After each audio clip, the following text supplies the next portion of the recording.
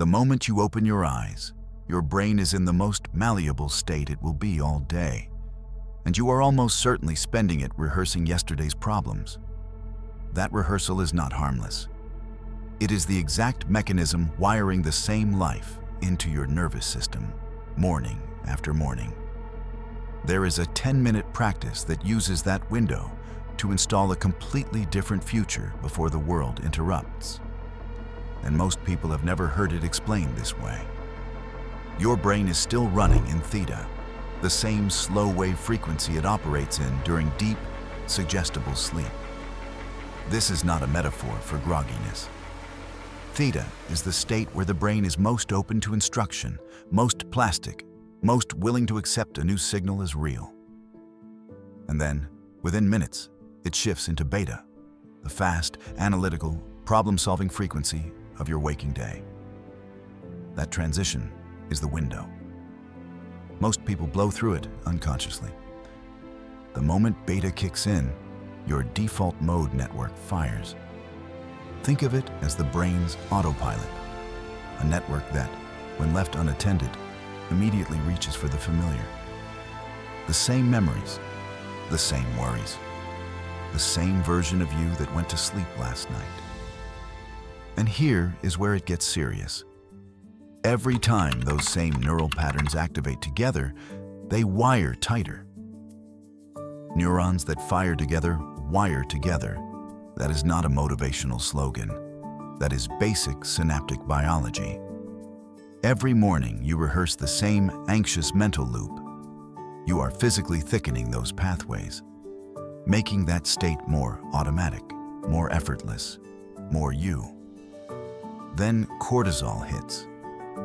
Within roughly the first 20 to 30 minutes of waking, your body releases a spike of cortisol, a chemical that, under stress-based thinking, primes every system in your body for threat.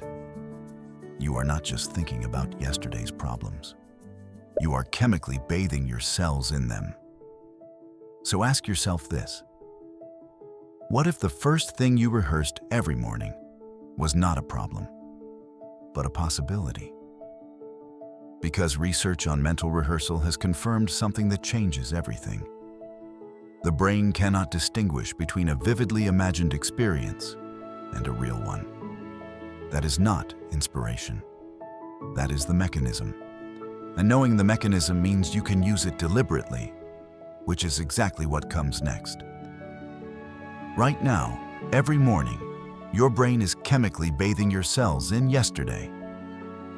So be honest. Do you wake up already rehearsing a problem? Or do you actually catch yourself doing it? Drop your answer in the comments below. Now let's talk about exactly what to do in that theta window instead. Before you reach for your phone, close your eyes. That is move 1. You are still in theta. The brain is still plastic, still open, still listening.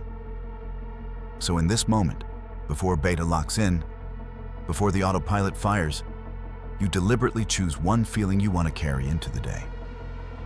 Gratitude, confidence, calm. It does not matter which.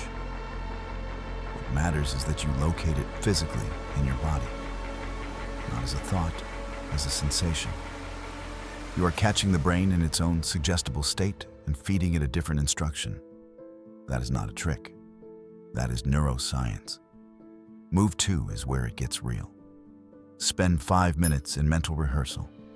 Pick one specific moment from today, a conversation, a decision, a situation, and see yourself moving through it as the version of you who already has what you are building toward. Feel the emotion of that scene as if it is happening right now. Here is why this works. Your motor cortex and your prefrontal cortex activate identically whether an experience is real or imagined. The brain does not file the difference, which means you are not daydreaming. You are installing circuitry. You are literally building the neural architecture of a future self before the day has started. Move 3 is the one most people skip. Spend the final 3 minutes in gratitude, not for what you have, but for what does not yet exist. felt as if it already does. This is not wishful thinking. Elevated emotion signals the body at a chemical level. Peptides shift. Gene expression changes. The body begins to believe the future state is already present.